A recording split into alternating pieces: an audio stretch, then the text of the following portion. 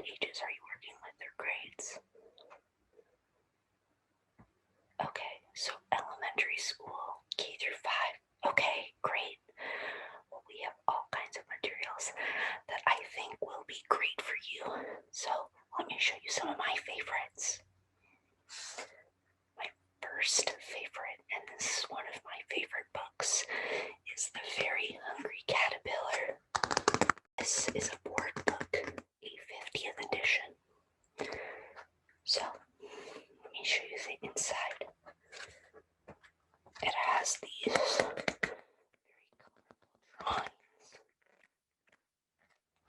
Let me show you my favorite page of the story.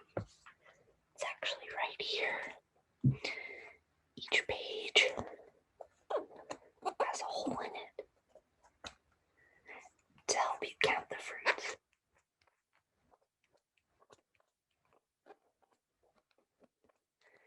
This book is great for all ages, but especially young children.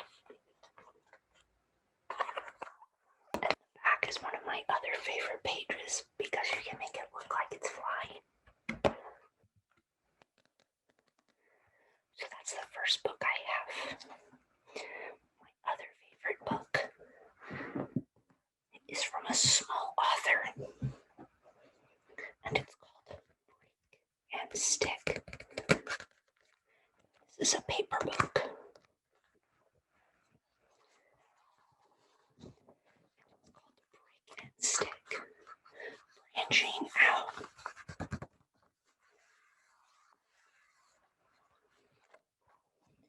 And it's about these 4 friends.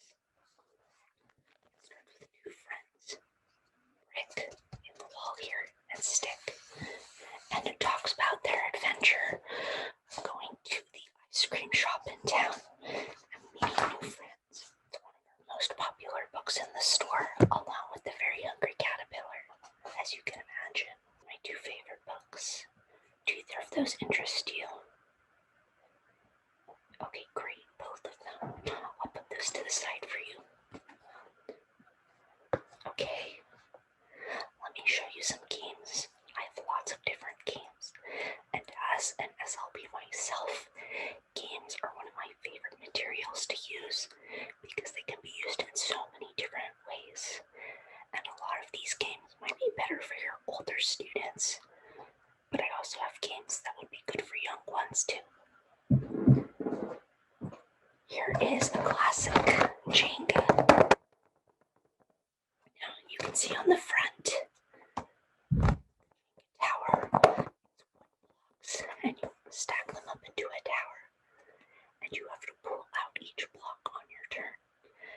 And you don't want the tower to fall, so you have to be very careful in selecting which block you're going to pull out. So let me just show you one of the blocks, or maybe a few. I will pull it out for you. Like, they say Jenga on either side.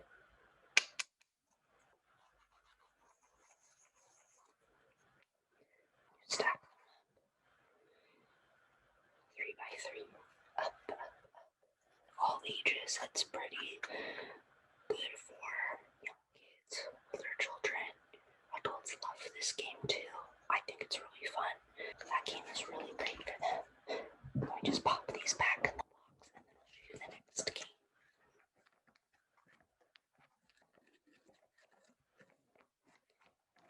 If there's any you want right away, just let me know and I'll put it off to the side for you. This game I have for us is called 5 Second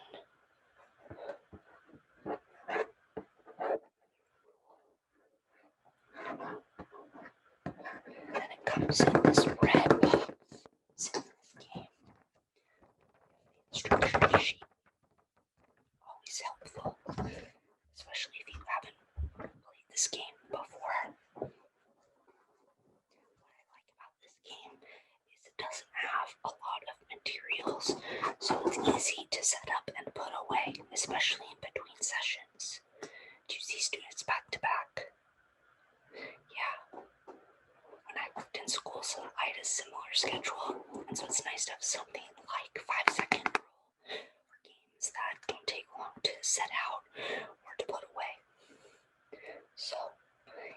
a card deck. One end says draw, the other says discard. You can see there's cards in this box. Let me show you a card. So, to play this game, you need to have at least 3 people. And there's different prompts on either side. And the goal of the game is to name 3 of an item that fits into the given category within 5 seconds. So for example, name 3 metals. So the timer would begin, and I would have to name 3 metals in 5 seconds or less. With. Here's what it looks like. It's this yellow corkscrew. Here and see the metal beads inside. You tip it.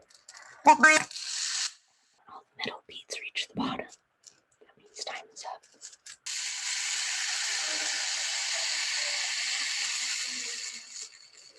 Such a funny sound, right?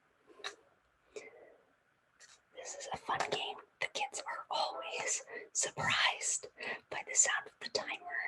They don't realize it's going to make that funny noise, and it always makes them laugh a bit. So, that is 5-second rule. Yeah, it's a really fun card game. It actually was a segment on the Ellen DeGeneres show. You know that show? Yeah, I don't get to watch it a lot either because of work, but I have watched a few episodes, like during spring break or winter break, and it's just a really fun show, and this is one of her games. Box that back up, and I'll show you the next game.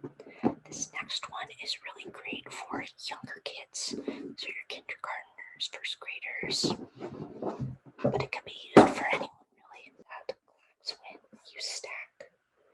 So it comes with these plastic magnetic discs and a dice. So let me open this up for you. What does this look like?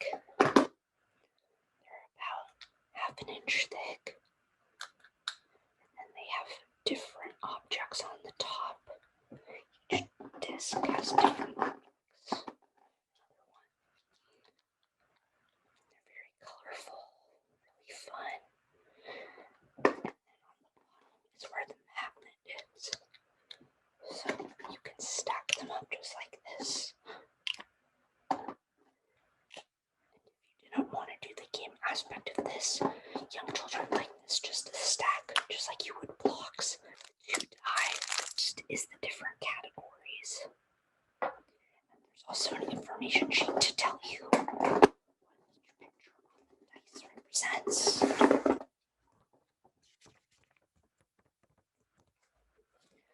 So, the different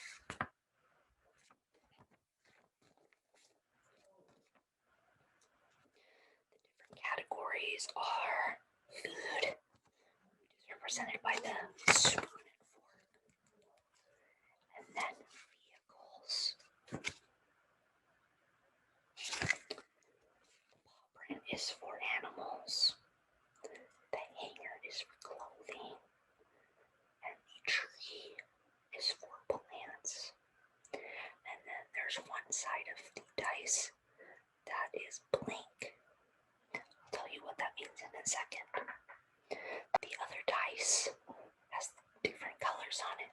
So we have yellow, blue, red, purple, green, and white. I'll tell you what the white means in a second.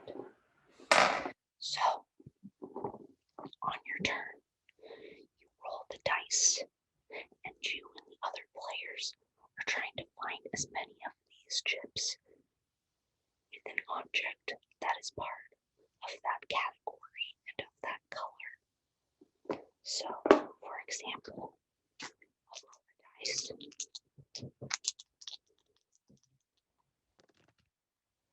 Okay.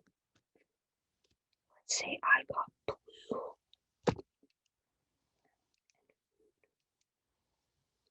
and food are the categories I rolled.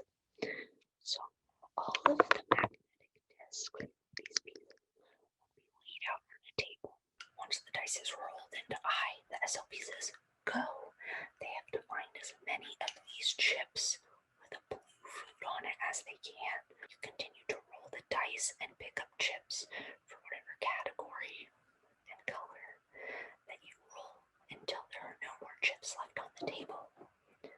Now, let me tell you about the blank side and white on the color die. So, if you roll a blank, let's say you roll blank on the category die in blue, so you can pick any chips with some blue object on it. It can be any category. So it could be all three of these might be one that a student would pick because there's a blue donut and a popsicle and a blue tree. So that's paw print for animals in white. In this case, you can pick any chip that has any animal on it. It doesn't matter what color it is. So this one has purple dog, red elephant. This one has a blue giraffe. So I can take both of those chips. So that just gives it sort of an unexpected fun twist. I'm just going to put the dice back in the bag, box this up, and then let me show you my next game. It might be great for someone like yourself as an SLP working with grades K through 5, since the age range of the children is so vast. So again, this is called Clack. Called Hedbanz.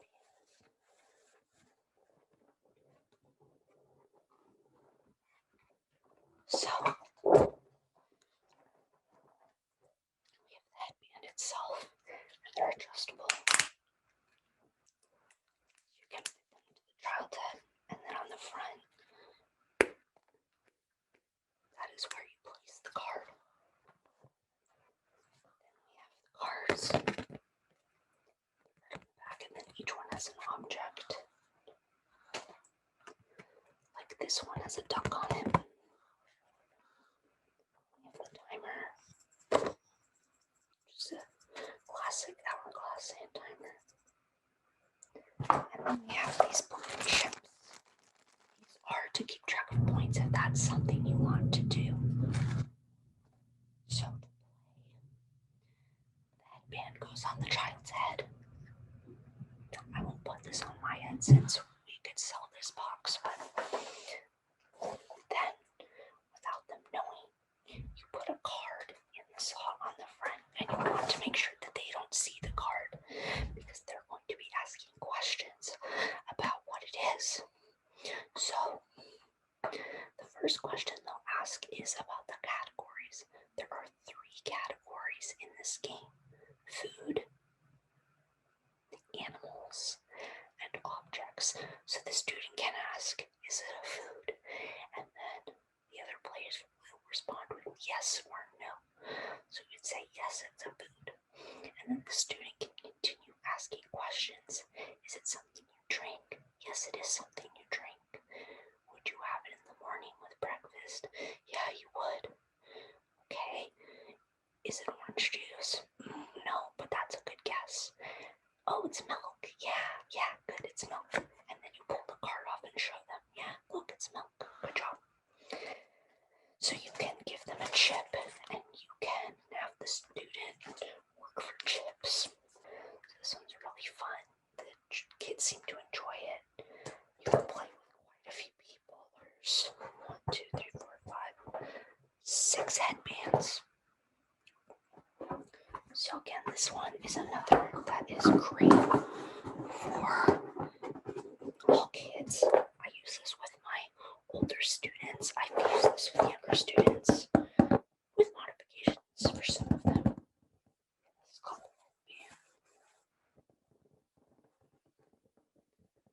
Headband. Alright, I have one more game to show you. And if there's any that you like or want to buy, just let me know and I'll set them aside. Okay. The next game is called Don't Break the Ice. There's this cute little penguin on the front. It has these little hammers, and you tap the ice out on your turn. So you do need a table or something solid to put on. So there's 2 hammers. And for winter time especially, but I use it all year round. So these are the instructions. And then, in addition to the 2 hammers, you have the base outside with all of the cubes. And these are set in the base. And then the reason it's called Don't Break the Ice is because there's a penguin that sits on top of the ice. And as each player is taking turns tapping the ice, you do not want to let the penguin drop out of the ice, otherwise you lose. So, on your turn, you take your little hammer, you tap, tap, tap. You tell the student how many taps they get on their turn. So, I might say, okay, each person gets 2 taps on their turn. And you have to be strategic about it. Maybe it's the first round, their first turn, and they want to try to make the other person break the ice, so maybe they'll hit aggressively. Maybe there's not much ice left, so they'll do tiny baby taps. Let me just put this to the side. Okay, so from those games, were there any that you were interested in or would like to see again?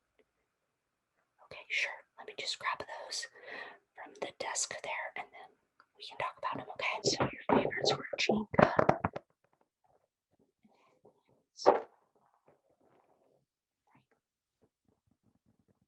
Yeah, they're 2 of my favorites. Sort of classics in my mind. Okay. Yeah, I think they're great for K through 12, and you can adapt them for your students' needs or whatever goals they're working on in speech.